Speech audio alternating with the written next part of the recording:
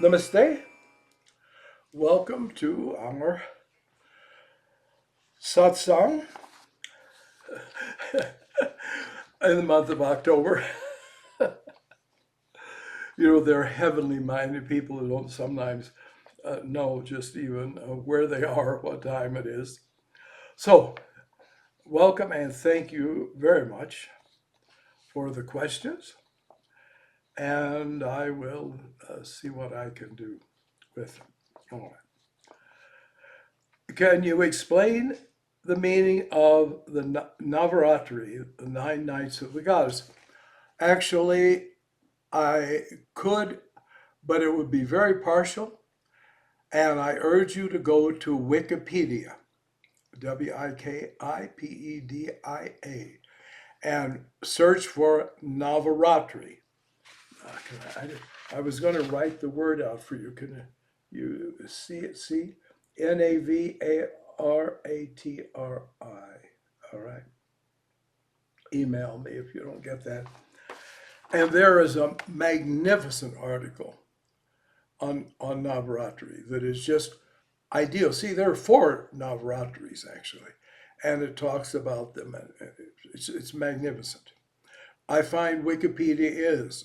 I truly recommend it to you. I look a lot at Wikipedia, and I find that their articles relating to Hinduism, I've never found them to have anything I felt was a mistake, and it's quite excellent. Wikipedia is a great treasure. And by the way, it isn't a bad idea to give them money. Our ashram has, because we find that they're really doing a good work, and they're very helpful. All right, fine. That will be the commercial. That will be today's commercial. I was going to do a commercial on a couple of books, but that's enough for buy here. All right. What is the end goal of Soham Japa? Self-realization. In fact, no yoga is legitimate that's not the end goal. And if it can't take you there, and most so-called yogas cannot take you there. You understand? I'm 85. When I was 20, I had, shall we say, a breakthrough and awareness without, by the way, in those days, use of a drug. And I came to understand great principles. And then looking around, I found it was Hinduism alone that really believed in those things and could explain them and make sense of them. And but then there was sadhana. So you see, no effort is wasted. If somebody, either as a joke or because they're a fool, tells you that to go like this, just pull on your hair, that will evolve you and it will open your consciousness, and you very faithfully do it, that practice won't do anything for you, but it's an action. And the word for action is kriya. And from that we get karma. So you see, doing this is an action, a signal to God and your higher self, I want to know the higher reality. And since it's a positive reaction, it's a positive karma. And enlightenment karma can come from it. I don't mean you'll get enlightened by doing this for years. But if you're willing to try it, then something a little better will come. And you say, okay, fine, I'll try it. See, there are a lot of people, they have to say, give me the whole picture, don't give me any picture. Great, they get no picture. And then they're satisfied because they like to say, well, I gave it a chance. Oh, sure they did. So you learn something a little better, and you learn something a little better, and you're learning something a little better. And that was I have various gurus I stupidly worshipped. Most of them were fools and fakes. A couple were criminals.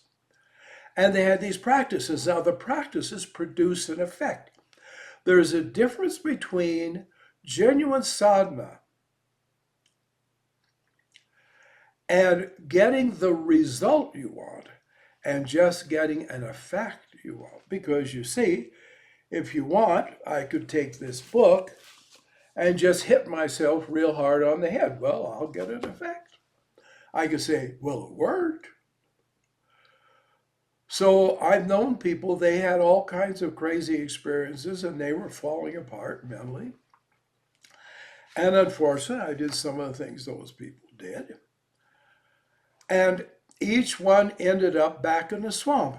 It didn't do anything. It distracted me. It fooled me for a while. Yes.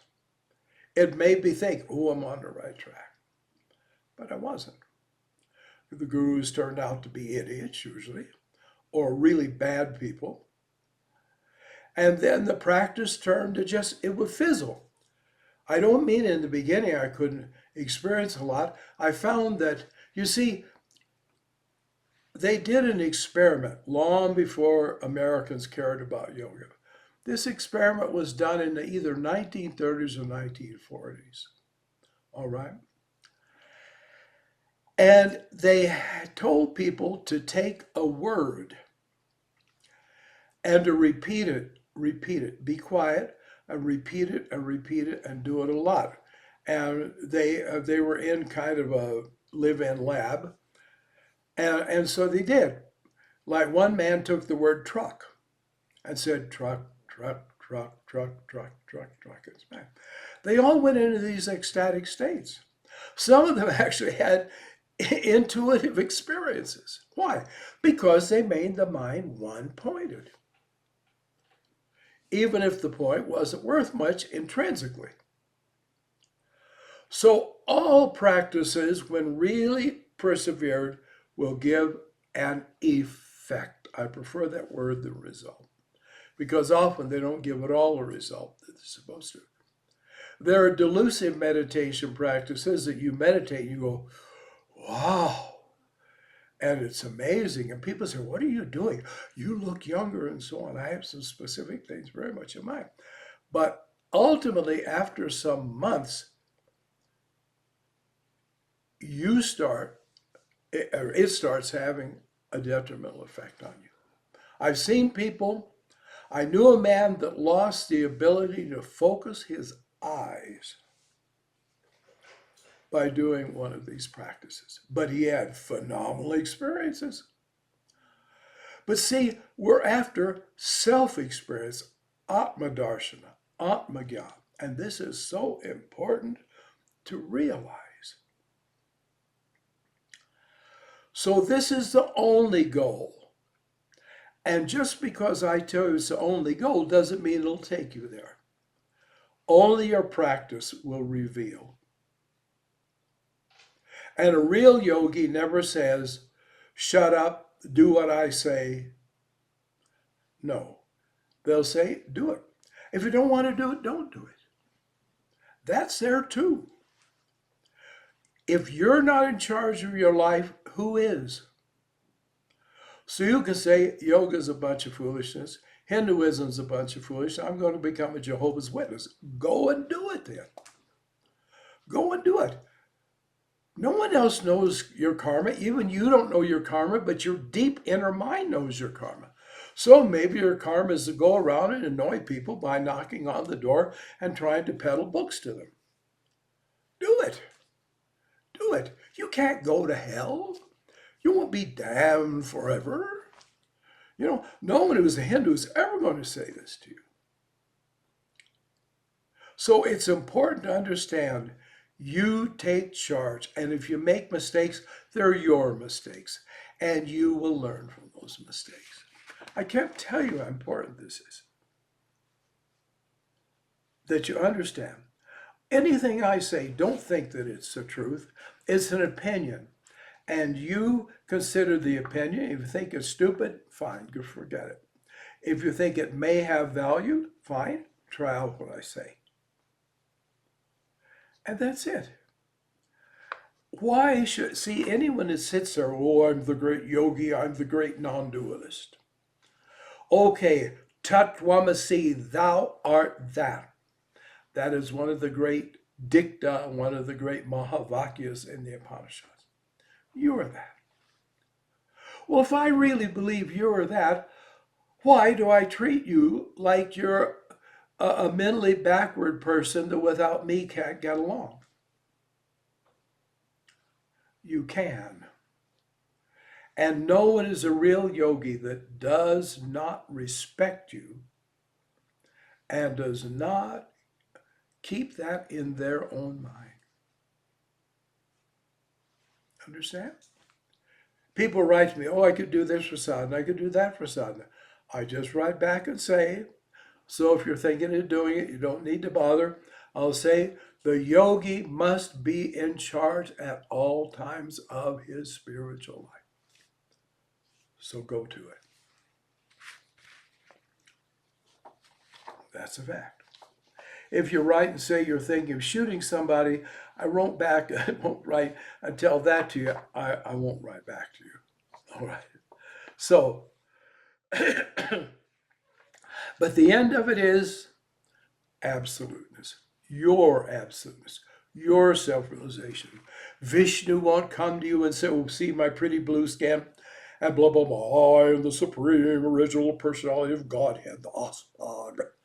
The ISKCON people like that term, you see. And not at all. You will realize yourself. This is, I can't explain to you how important it is.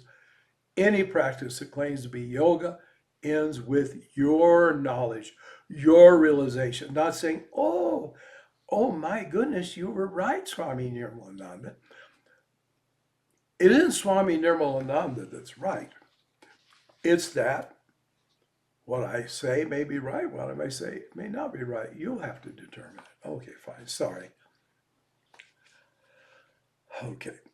The philosophy of Gorakhnath states when the book, The Philosophy of Gorakhnath, states when the breath achieves equilibrium, the Soham mantra is then resolved in a continuous waveless sound of Om. This sound Om signifies the complete unification of a hum and sa of the individual and universal self. Have you experienced this? Well, of course not. Because it doesn't happen when you do Soham Sadhana. Now, here it is. It's on page 167. He is doing what many and perfectly correct writers do, is saying there's this way, there's this view, there's this view, there's this view. So he says, another yogic conception also may be noted in this connection. Fine. It's a theory, and if it happens to you, good. And if it doesn't happen to you, you won't be missing out on anything. And that is the fact. See, you've got to decide. Who cares what Akshay Kumar Banerjee said? I mean, I recommend the book, but I recommend the book to you as a place for information and for things, for ideas for you to think about, not to be told. That's what I'm doing, you see. I'm just sitting here, I'm saying what I've learned, what I've seen, what I've experienced, and concluded is true. But if I was the great, great realized master, you think I'd be here in this stupid world? I'd be in a higher world and still have dozens more worlds to go through to get to it, get to self-realization. Okay. Here is someone writes, and this does happen to yogis. I won't read the whole thing, but a person who is bothered with tinnitus. And my advice is truly you go to an ear specialist and ask about it, or an audiologist. And if they don't give you any hope, or if they don't give you any result, or any of you worthwhile advice, go to another one. But go to a specialist, because this is, nothing is purely physical. Everything is metaphysical, ultimately. But this is it. And of course, you ask, will the meditation free you from the condition? Well, it can do anything. Soham can heal. There's no doubt it can heal. But it would be foolish to neglect medicine and say, oh, well, I'll just say Soham. But so it could, but why take a chance on it? Go to somebody who knows. Physical problem, physical therapist. Yes, okay.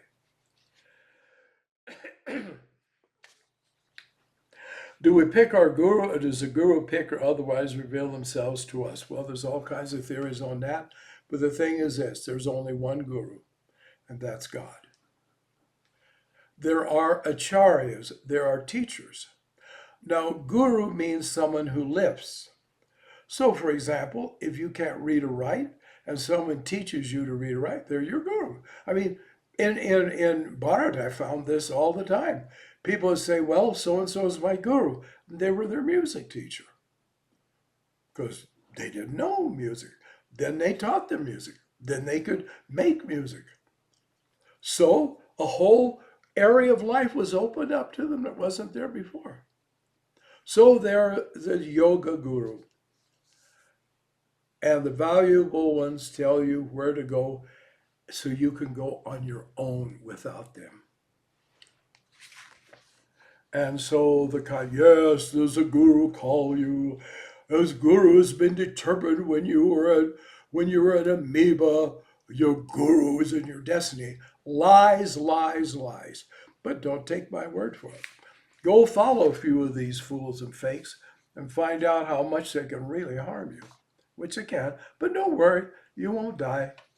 And you shouldn't be angry with them, and you shouldn't dislike them and resent them. Just say, well, that was my karma to be fooled. I won't be fooled again. All right. Do you have any thoughts about the pescatarian diet? Why not say fish? There are stories of Jesus distributing fish. Yes, so he did. I one time read one of these incredible runarounds that said there was a kind of seaweed in the Sea of Galilee that they call fish. That's a lie. And that Jesus really, when they came, to land, and they said the fish was there, they were having cooked seaweed. I have great respect for Jesus, and if he gave me seaweed to eat, I would eat it out of regard to him, but I doubt if I like it very much. So God comes down to where we are. The people ate fish. They were going to eat fish. So Jesus comes and says, well, have you caught anything? They said, no. He said, put your net on the other side. They put the net on the other side, and the net began to break. There was so much fish.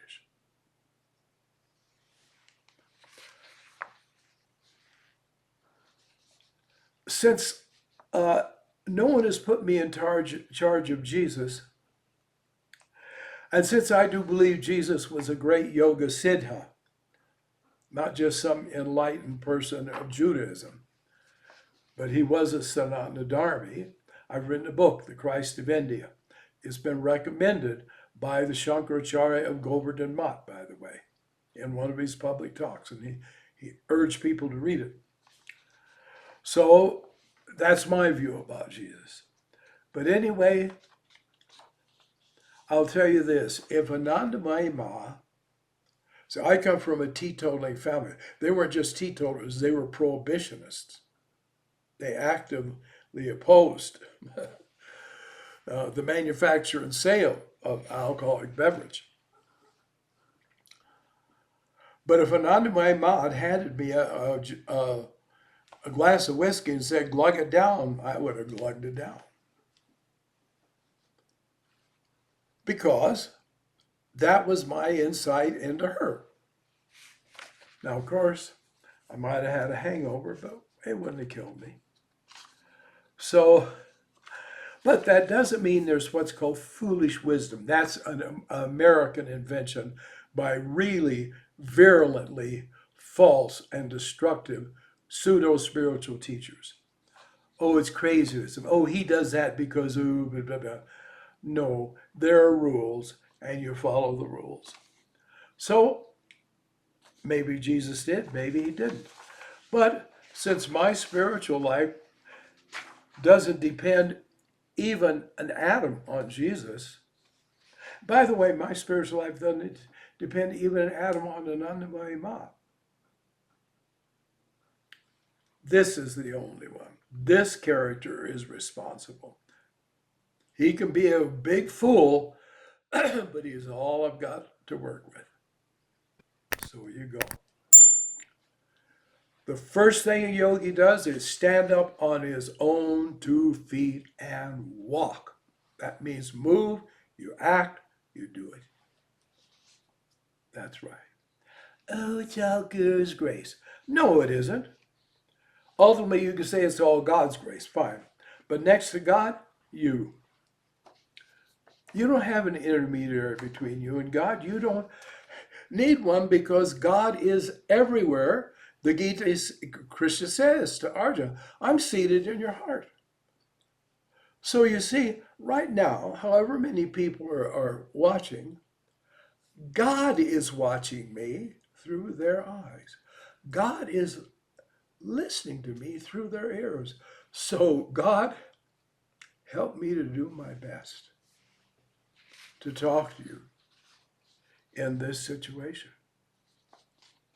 But those who don't have that view of you, they're not worthy teachers. All right.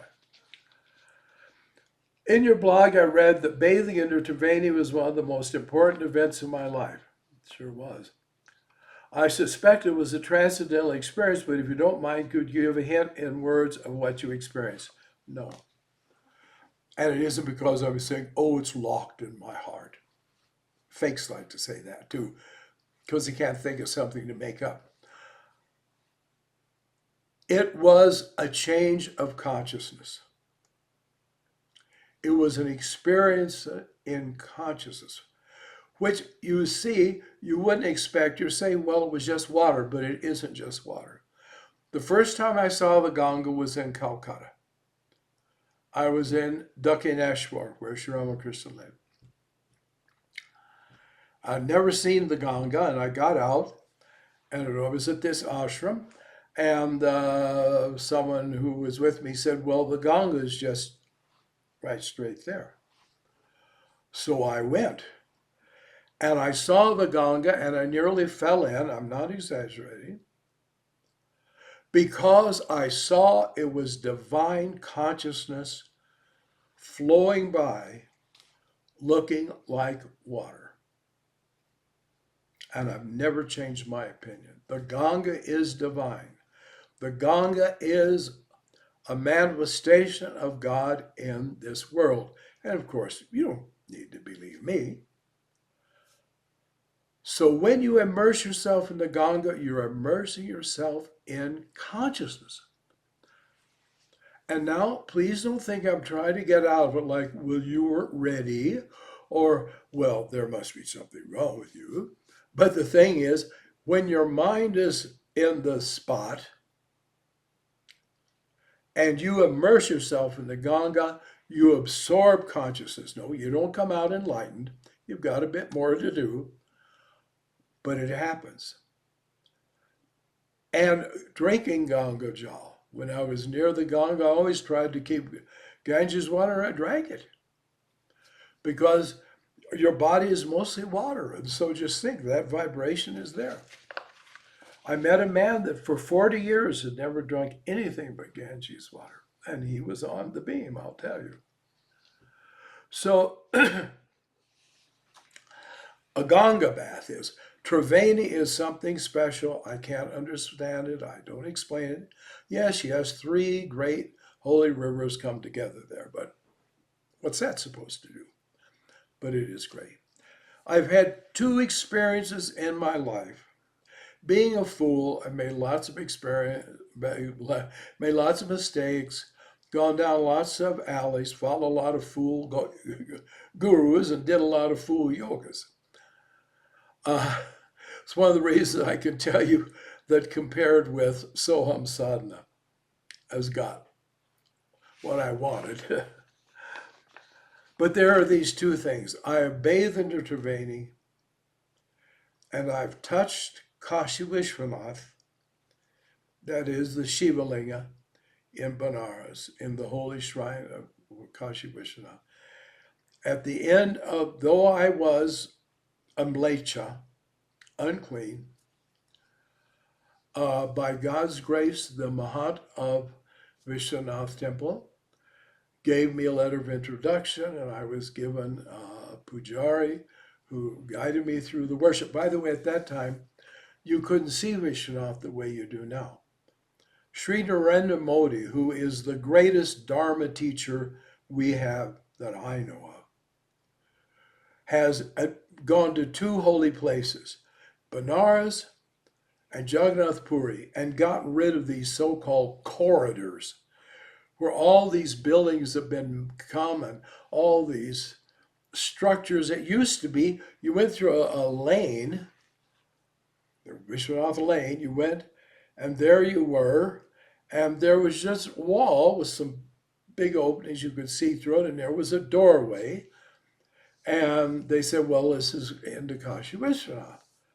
Well, what it was just a maze. And then you went along and finally you got to the real place. Though I assumed the whole thing was it, because they told me it was. So then the worship was done. At the end, he said, you can touch him. Well, I thought, me? But, so he took a hold of my hand and put it right on the lingam. So I've touched him. He's the granter of liberation. Yes, he. It is Shiva.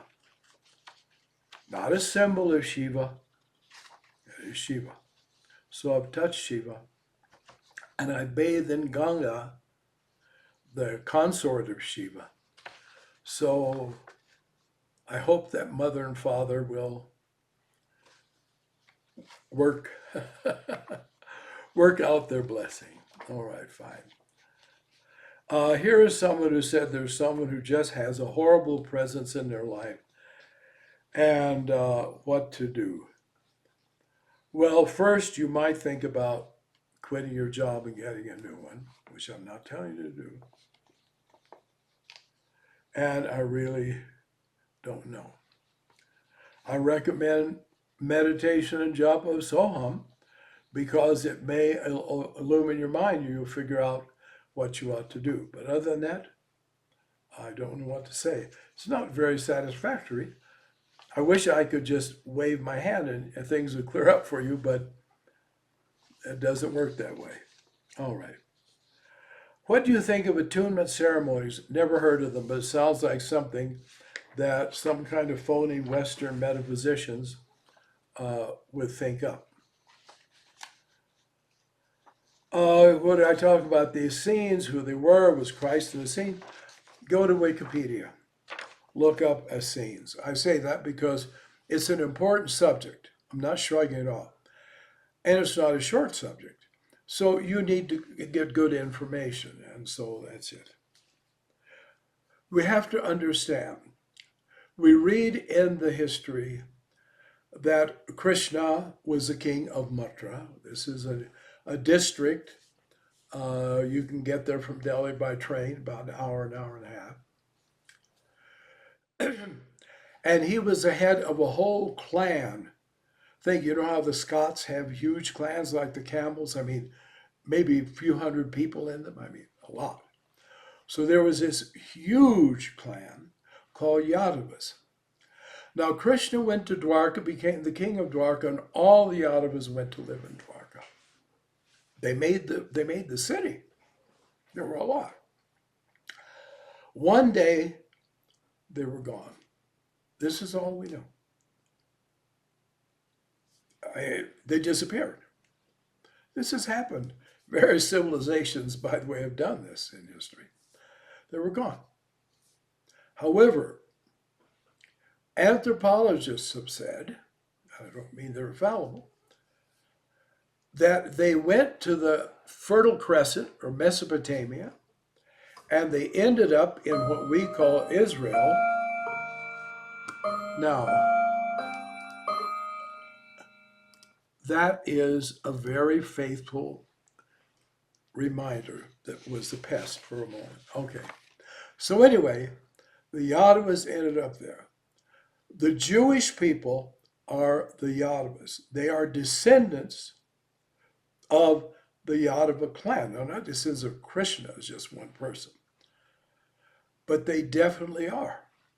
And you see, there's a lot to ancestry. Don't let people tell you there's nothing to do with bloodline. It doesn't mean anything. Ancestry doesn't mean anything. It means a tremendous amount. However, your own present mind should be completely in charge of the sort of the building blocks you have from these things, but you've got them. So during the yoga boom of that 10 years in the 60s, half or more of the people involved were Jewish. Why? One, their religion doesn't tell them they'll go to hell if they do something different. So they weren't feared. Judaism doesn't scare you. But the second was, it was their ancestral right. Their ancestors were yogis. Their ancestors were Hindus. That's why there's a joke that a Jewish woman told me about, during this time of the yoga boom, about how there's this woman who gets on the plane and she flies to India and she goes to where there's this very famous guru and people are all standing in line with offerings for the guru. So she goes and gets something and she gets in line too. And so after a long while, she gets to the front of the line and there she is. And the guru is seated on her throne. And so as soon as she's in front of him, she says, "Sheldon, come home." Because that's how many people were involved. Because that was their racial memory. Right. Yes, indeed. So the Essenes were a metaphysical group inside of what was Judaism at that time, who kept the scriptures of other religions. The Essenes, by the way, weren't liked by the so-called Sadducees and Pharisees that we read about in the New Testament. And one of the things complained, they keep alien scriptures. They had Hindu scriptures. So when Jesus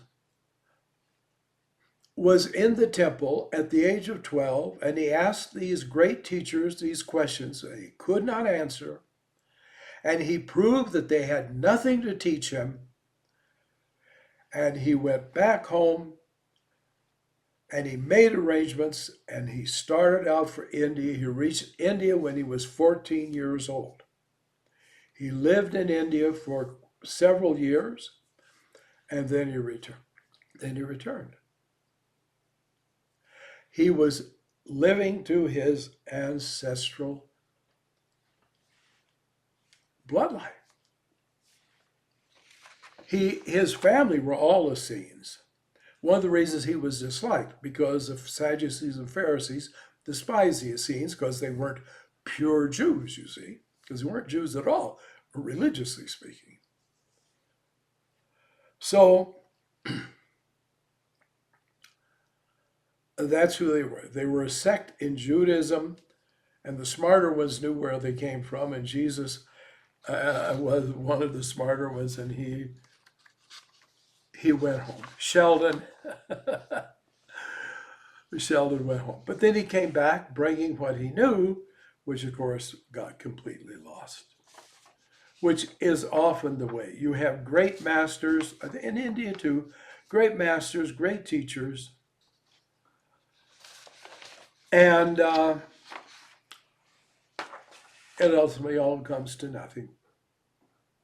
So lineage means nothing if the original life has not been carried on. That's really interesting to see. Sorry, I'm really going on and on about it, but you figured out by now I'm a word mill. That's, by the way, one of Mark Twain's expressions. All right. When did karma begin? That's right. It's a very, very intelligent question. When did karma begin? Well, each of us is a story of their own. So when did karma begin for you? When did karma begin for me? The first time we consciously did anything, because they say karma comes from Kriya, it's from an action. So the first time we acted, we created a karma. So we obviously didn't do that as a plant, and we've all been plants. The trees in your front yard are one day going to be human beings who say, what kind of stupid thing are you telling me? I wasn't a wolf or a dinosaur. Are you going to tell me I was a tree? Yes, you were. And but the first time you were able to have a sense and a response, however primitive, that was an action, and that created a karma. And because your essence is divine, I am God talking to God. No one in this world is more God than another. The truth is, a fly that buzzes by is God as truly as you and I are God, but the vehicle hasn't been developed through many lives, and I mean millions of lives, to come to the human level. Poor as the human level can be, it's a result of an awful lot of work. That's why the organism itself is so complex. So that was it. And when that was, I wouldn't know. But it's been carrying you and me along way before the human time, way before the animal forms.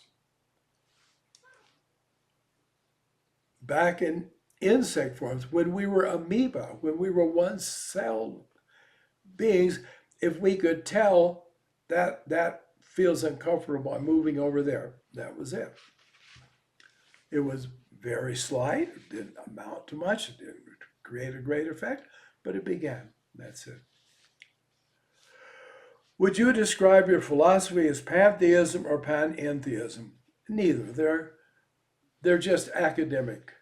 They're just academic terms. Advaita doesn't even mean one. See, a lot of people are monists. Oh, it's all one, and yes, and blah, blah, blah. You know, they always seem like they've got digestive problems. They're dyspeptic. I remember seeing in India one time, there was this crook that had an ashram, and the Anandamaya Sangha engaged the ashram facility, especially the Satsang hall and so on, to have what was called the Samaya Sapta. It was a week, spiritual week where various really great people came and spoke, and it was sponsored by Anandamaya Ma, by the Anandamaya Sangha. And we had, of course, the Matri Satsang in the evening. People asked questions of Ma. She answered. This character wouldn't let Ma answer the questions. After all, he was the big guru there. So he's black. Finally, somebody said, it was a Raja, so he had a little bit of clout. Why don't you shut up? He was quite, why don't you shut up? We're here asking Ma these questions. If we wanted to hear you, we would have come here a long time ago and asked you. So he arranged and he built a big platform out in the middle of the street. And he got a bunch of other ignoramus like himself. And they had their own little big show in competition to what was going on with Ma. And so these are the kind of people, and they always say they're Advaitists, they're monists. There's only one who... Well, if they're only one, why don't they keep their mouth shut? Because if they talk to you, that means there's two, right? See, I'm not afraid to believe there's more than me, so I'm talking to you. But if you really have the realization would you say anything? So,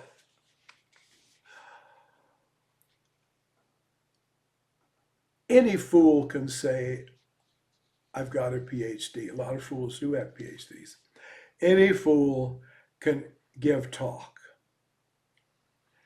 Any fool can, or they'll cite a teacher like Sri Ramana Maharshi.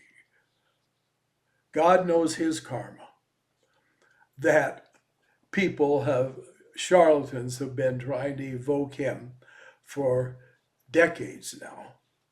And so, who am I inquiry, etc., etc., etc. Yes, indeed. So, forget it. I don't have a philosophy, I have a sadhana. Because sadhana transforms the consciousness.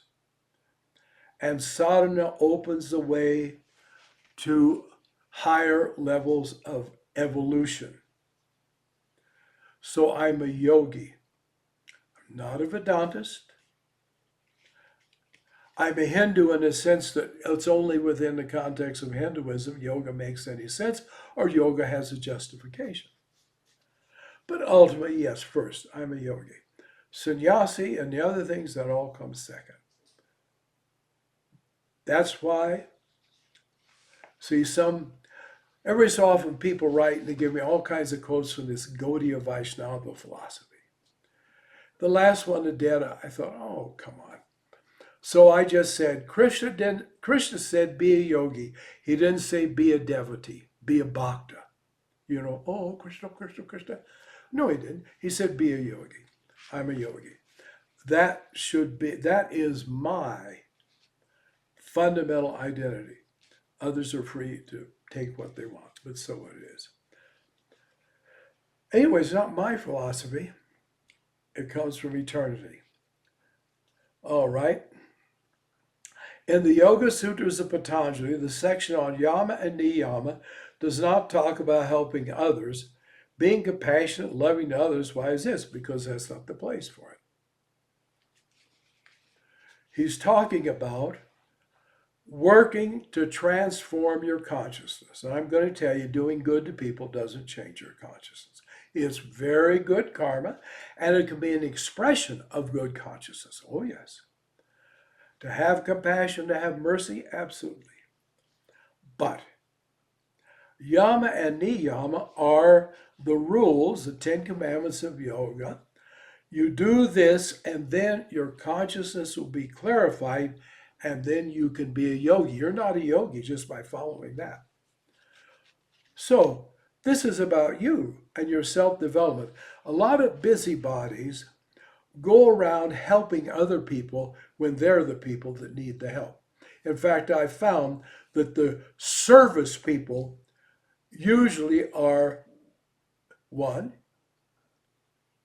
sociopaths that are dying to control other people's lives, or insecure people running away from themselves to get involved with others and cover up the fact that they're dead and they're empty inside.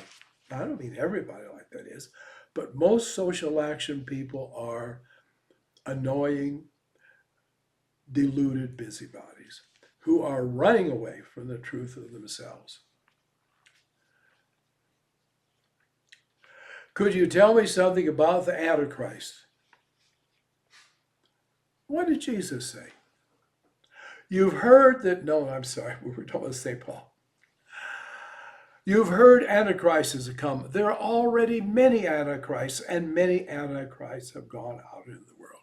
There is not the person who's going to come and everybody's going to believe he's Jesus come back and he'll have a world religion. All this paranoid fantasy.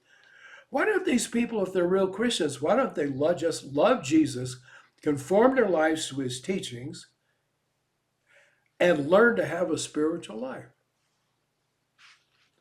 So forget the Antichrist nonsense. But there's anti-dharma and there's anti-atma, anti the self. Yeah, anti-God, if you want to say it. So look in your life and see what is contrary to the spirit within you and act accordingly. Forget about all the rest. This Antichrist will never come, by the way. But anytime somebody arises in a world you don't like, you can say, that's the Antichrist. Yeah. But Jesus said, even now there are many Antichrists. See, they don't believe in Jesus. Because Jesus didn't say the Antichrist is going to come and blah, blah, blah, and have a world religion of his own and so on. No, he says, so anything that is anti-God, anti-truth, anti-you, anti-atma, anatma, it's a word, that's it. Try to get away from it. You may find out you're a part of it. So therefore, Arjuna, become a yogi. How can I know if I'm progressing in meditation? Your consciousness will change. Your consciousness will develop. It won't be a matter of visions. It won't be a matter of hearing the shabda. It won't be a matter, though, of just, oh, I'm much calmer now. There are fake yogas that you can practice and it's just like you're on a tranquilizer, it feels just fine. No. The consciousness deepens. The awareness deepens. The awareness expands. Now, you're not after that. You're after the self. So, you're mistaken if that's what you are wanting to get. This will happen automatically. But of course, I have done all kinds of worthless yogas. I mean, I've got experience. Now, some of them had positive effects, but it didn't go far enough. Ultimately, they all ended the same. Omar Khayyam writes, he talks about going to visit spiritual teachers. And he says, I always went out the same door I went in. In other words, my awareness wasn't changed. My state of consciousness was not changed. But I did there all kinds of, and that could be beneficial. I knew a yogi practicing what I was practicing that cured people of cancer. They didn't know it.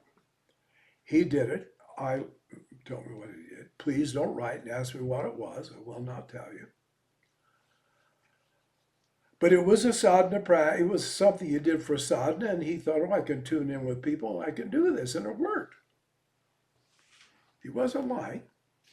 I knew people he cured.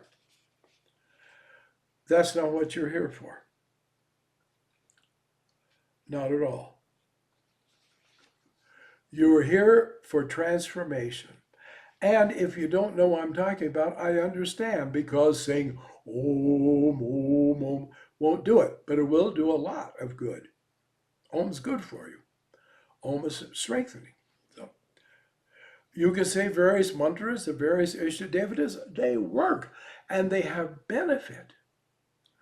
But why invoke Durga when you're not Durga? Why invoke Krishna when you're not Krishna? Eventually, that should be the perspective. And until then, it's their business, and don't bother people who have the other perspective. But that is what it does. So you see, I did this, and of course it improved things. I did various things. I found that I could tell what was going to happen in the future by using a certain mantra. It all worked. Working doesn't mean it's the thing. And this went on for years. You understand? Years. I'm talking about decades. Then, by God's mercy, and I mean it, by God's mercy, I came across a website. I don't know how. I have no idea. I must have been doing some kind of search. I can't think what I was doing the search on. But boom, here came a website. And on one side of the website, there was a photograph of this man. And then I looked, and boop, it turned to another one, and boop, it turned to another, and boop. So there were 4 photographs, and they kept cycling. And then there was a picture of some kind of a building, some kind of a shrine thing, and it showed this. And I looked, and there was a lot. This was uh, website from Maharashtra, so there were things in Marathi language, and so anyway, I thought, oh, I went on. And then later I thought, well, I'd like to know, and I don't know how, but I got back to it. Heaven knows. Maybe I looked in my history, there's recorded in your computer. But I got it, and I noted the URL. And they offered a book that you could download. So I downloaded the book, which is good I did, because shortly thereafter, I went back to it, and it was a gambling site, a Chinese gambling site. They hijacked the site. Then a little bit came back, and after a while it disappeared. But I had it, and I read the book, and I thought, oh, well, yeah, I've heard of this. In fact, I had practiced Soham years and years before, when I was a beginning yogi. I remember I sat and I thought, see, people think, well, Soham, I'm that. Advaitas do this. This is kind of a way of doing Advaita meditation. But I remember I sat and thought, let me do it. Well, my mind just went right down into the depths, and I was absolutely at just this conscious stasis, this conscious state, stability. It was really good. I never did it again. See? Until it's the time it doesn't happen. Then anyway, I got this. I read the book. It was a biography of Sri Gajananda Maharaj, and I read that. He obviously was something amazing. Also gave his teachings, and it talked about the Nat Yogi Sampradaya, who are the guardians of Soham Sadhana, etc., etc. And so I thought, oh, well, let me try it. I've done all this other stuff. In 5 minutes, I said, really, literally, I said, which is not, it would be great if I had just said, Soham. But instead I said, I love this. That's exactly what I said. I thought, at last, decades. This didn't help. This Gorakhnath, Nirmalananda Giri didn't help at all. The name, this is it. And that's not it. So I began doing it, and it was heavenly. The next day, there was something in our ashram. We needed to go down into Albuquerque and here and there for something. And I sat in the back of our van with Soham. It was the happiest day of my life. I mean, it was the happiest day of my life. What a relief. All that crap I could dump.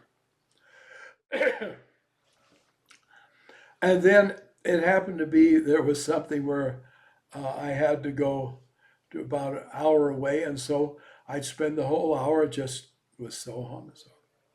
So that was it. And I looked up more, and I did research more and so on, and wrote a little bit about it, and then got a bunch of material together. Some of virtually miraculously came to me. And so I wrote the book, Soham Yoga, the Yoga of the Self. And that's how I got saved. So anyway,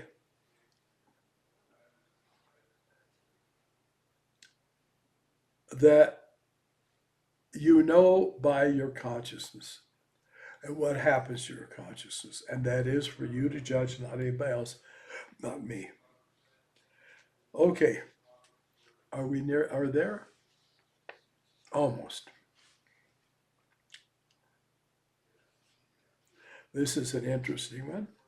Excuse me, I need to mark what I've answered so I won't repeat. for extra time because I've got some extra questions here. Okay, please explain how we can save ourselves from Satan. Well, I don't know what you mean by Satan. But by the yogi's view is that Satan is just a name for the collective delusive consciousness. You see, we all have our little minds, but they all go and they make a big group mind. And there is a force of delusion. And we call it Satan. Satan means accuser. In other words, you're just a human being. You're just immortal. You're just mortal. You can't do this. You can't do that. You're a sinner. That's Satan. If you have a religion that says that, you are a Satanist, whether you want to be or not. So there is this force of cosmic evil. And we do evil and we become in harmony with it. And so we think that's the truth and that's the way it is. And so doesn't mean we worship an evil being as if they're God. In fact, the favorite thing of Satan is to say there is no God. And you have no immortal soul.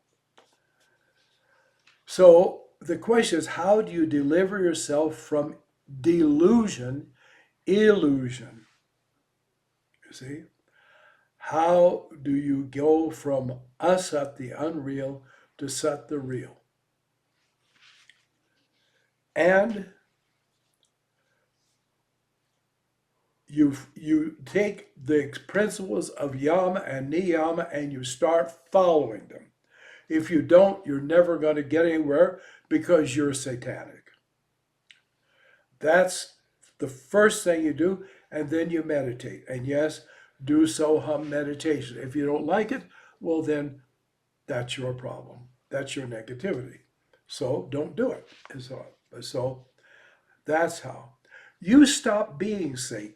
You stop being an image of Satan. You move from the unreal to the real, from darkness to the light, from death to immortality, and Soham Sadhana does it. But if you don't do it, what's it to me? Thank God I'm not on a commission basis that for everybody that becomes a Soham yogi, I get more merit somehow. Not at all. What makes a holy scripture either holy or a scripture? Well, its contents, of course. But the thing is, so you've got a holy scripture. Are you holy? If it's a true holy scripture, it will tell you how to become holy. In fact, if it's a true holy scripture, it will tell you how to develop your consciousness so you don't need that scripture anymore. Therefore, I truly do. Do I have a copy? I've got a copy of my commentary. Okay, let's sell books. The Bhagavad Gita. That's good. It's good to get this because the Gita, it's from Sanskrit, so there's a lot of vocabulary and so on a person may not have. Excuse me, I'll put this back. Or this. There you are. The Bhagavad Gita, the Song of God by Abbot George Burke, Swami Nirmalananda Giri. You can get it on our website or see how to order it. There are various good translations of the Gita. Mine is just, one effort. The Gita is very vast. So the fact is it's good to have a few versions and read them all together. And sometimes that's how you get the basic idea. Okay. So, sorry. It isn't I'm trying to quit. I just want to keep you longer than I should. So, the question is, does the scripture show you the path to holiness? Not theory. And if it just tells you, pray and trust in God, baloney. See, this is the glory of yoga. It is a step-by-step process you can do, and then you can judge for yourself. And it will open your consciousness. And you can, of course, decide to quit it or not. And that's all right, too. But the Gita is very good because it explains this. So you're not a sinner. And even if you think the Gita is junk and you throw it in the trash, you're still the same divine self. You're still a spark of divine intelligence. So, of course, someone once asked Yogananda, do you believe in hell? He smiled and said, where do you think you are? There are better worlds than this, and yogis can get to better worlds. And I don't mean while they're meditating, they hear the sound and they go out and they go into the higher world. And of course, happened to find out their guru is the only guru that's real, and his line is the only one that's real. This Shurat Shabda Yoga, if you ever come across it. None of that either. See, for every one principle of truth, there's almost 10,000 statements of untruth. So you can say, well, really, Swami Nirmalananda, couldn't you be more positive about negative things? About lies? About falsehood? That's what impressed me about Sri Gajanana Maharaj's words. He used freely the words fake yoga, false yoga, and false gurus. Everybody wants to be thought, even in India, as a rule, as positive, so nobody will say there's a phony guru. It's phony yoga. Oh no, all paths lead to the same one and goal, and all teachers are part of the one teacher. That is a damn fool lie. Isn't so? So the very fact that the man, first of all, anyone that's not a half-wit knows that there are false gurus and there are false yogas. If they have any experience, they won't know at first sight. I don't expect that. But the fact that he wasn't afraid to say it. And he didn't say it because he was wanting everybody to just follow what he said or do what he taught. But he wanted them to know, yeah, they're fake. They're fake. There are a lot of people today who are laboring, and I mean laboring, like suffering and being suffocated by following false teachings, false teachers, false philosophies. But that philosophy has hemmed them in and made them afraid to even think of the possibility they're not real. But a real yogi, a real Hindu will tell you, if you say Hinduism is a bunch of nonsense, they say, fine, find what for you is not nonsense. Oh, Soham, yoga, blah, blah, blah. People write to me, they're desperate to get away from Soham. I don't know why. There was a question about that from Philosophy of Gorakhnath. Oh, I'm so sorry. This is ridiculous. I truly apologize. And here, as I answer the questions, all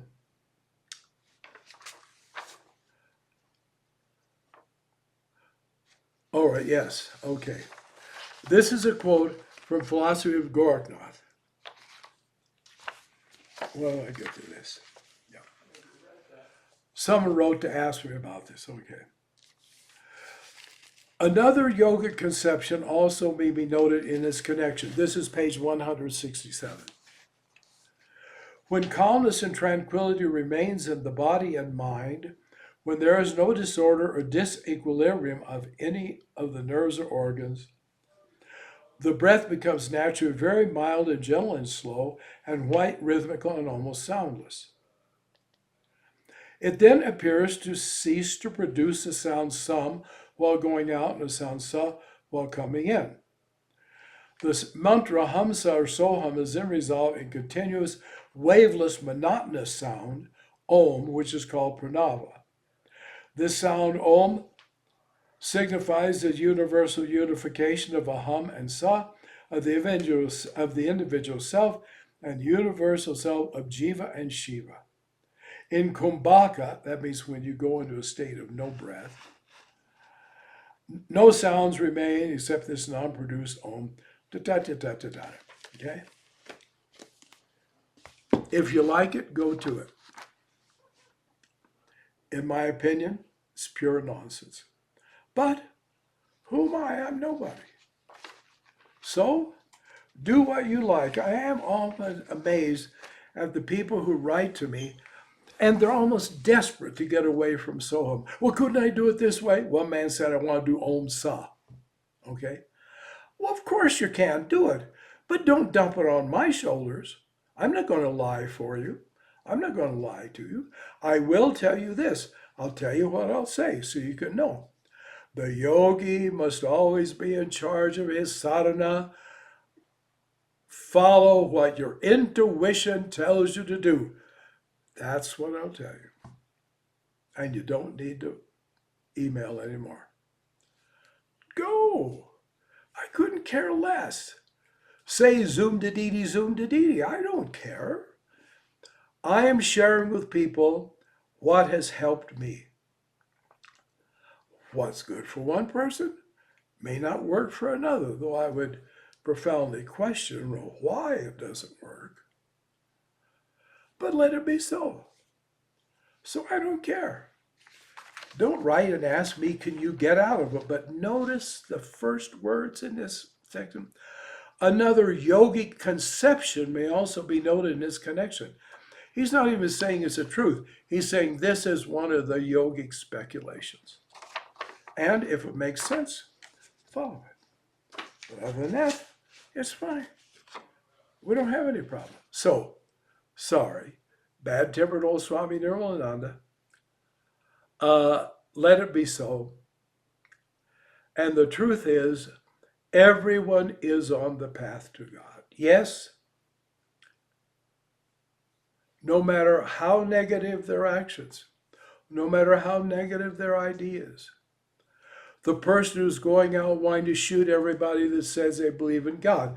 I mean, they shouldn't do it, but understand, they will get there. This is what people really hate. No, they want Hitler to go to hell forever and ever and scream in fire.